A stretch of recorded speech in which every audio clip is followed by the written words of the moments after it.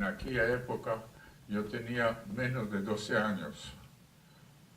De un transporte de 2.000 judíos fuimos escogidos 11 niños. No sabíamos para qué fin, ni qué motivo, ni nada. Esto pasó en la rampa de Auschwitz. 3 años después de iniciar la Segunda Guerra Mundial, los padres y 3 hermanas mayores de Hirsch Limanovich ya habían muerto en campos de concentración. Cuando solo quedaban vivos Hirsch y un hermano 3 años mayor que él, ambos llegaron a Auschwitz, donde fueron separados, el mayor para la muerte y el menor para hacer con él experimentos médicos. Se resultó que en el frente ruso había muchos fallecimientos por la hepatitis B. Y los ministerios de salud buscaban científicos para poder encontrar algún remedio lo más rápido posible. En su libro El mensaje de Hirsch, Limanovich cuenta cada detalle de su paso por los campos de concentración de Auschwitz y de Sachsenhausen, donde los nazis practicaban experimentos médicos inhumanos. Yo tengo ese número, tengo tatuado. Yo estuve ahora en Sachsenhausen y en el pabellón donde hicieron los experimentos. La verdad que fue durísimo, muy duro. ¿Tu papá ha regresado también? Fui con él, fui acompañándolo. Realmente fue durísimo. ¿Le sirvió a él para algo regresar?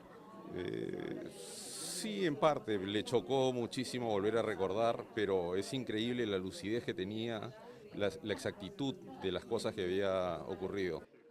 Salomón Limanovich es el único de los hijos de Hirsch que optó por quedarse a vivir en Perú, acompañando a su padre, quien llegó a estas tierras en 1950 en búsqueda de una tía paterna. Hirsch tiene además 3 hijas que cumplen su sueño de vivir en Israel. Golda está en Lima para la presentación del libro.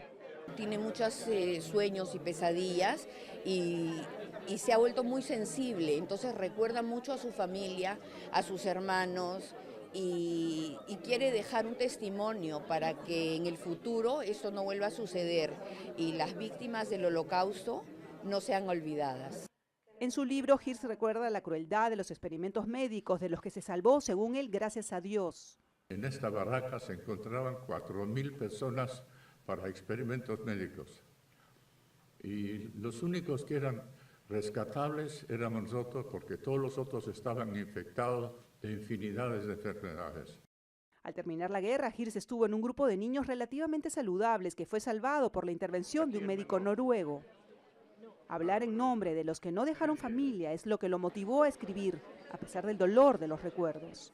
Era indispensable, porque usted pierde a toda la familia y lo que usted le puede agradecer es dejarles un recuerdo a su familia y a su pueblo querido.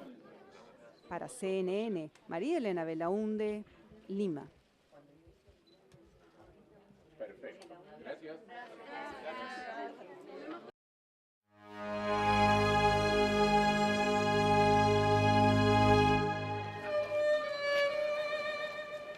But Mengele didn't just let new arrivals live so they could work in the labor camps. He wanted them for medical research. His SS file reveals him as a specialist in genetics and eugenics.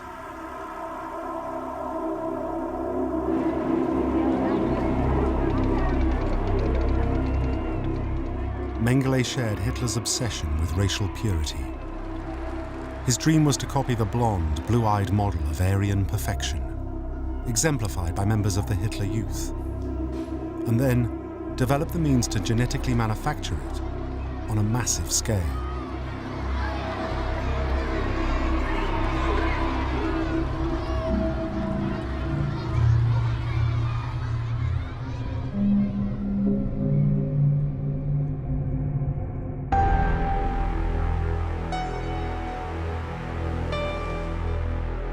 At Auschwitz, Mengele was particularly fascinated by identical twins. Sharing the same genetic blueprint, twins allowed him a unique opportunity to experiment on one and compare the results with the other. Now Mengele was presented with as many twins as he wanted.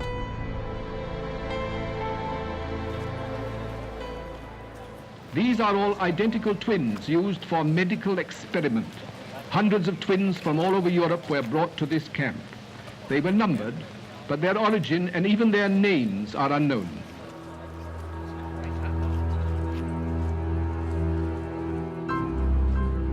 One of them was Eva Moses, seen here a day after liberation. Eva remembers meeting Mengele after receiving several toxic injections into her arm. Then Mengele declared, laughing sarcastically, he said, "Too bad. She's so young. She has only 2 weeks to live." I refused to accept his verdict. I refused to die. In all, Mengele murdered 3,000 twins. Some after chemicals were injected directly into their eyeballs. His aim? To turn the color of eyes from inferior brown to Aryan blue.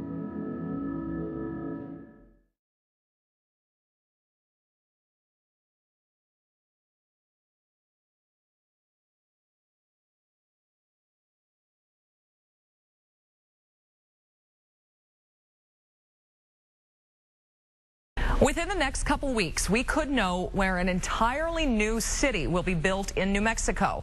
The crazy thing about this city, nobody will actually live there. It's going to be a vacant village where scientists and researchers test ideas and inventions that could revolutionize our real cities. There will be neighborhoods with houses and trees, even strip malls with retail stores and restaurants. But there won't be any people living, eating, or shopping there. It's going to be a laboratory.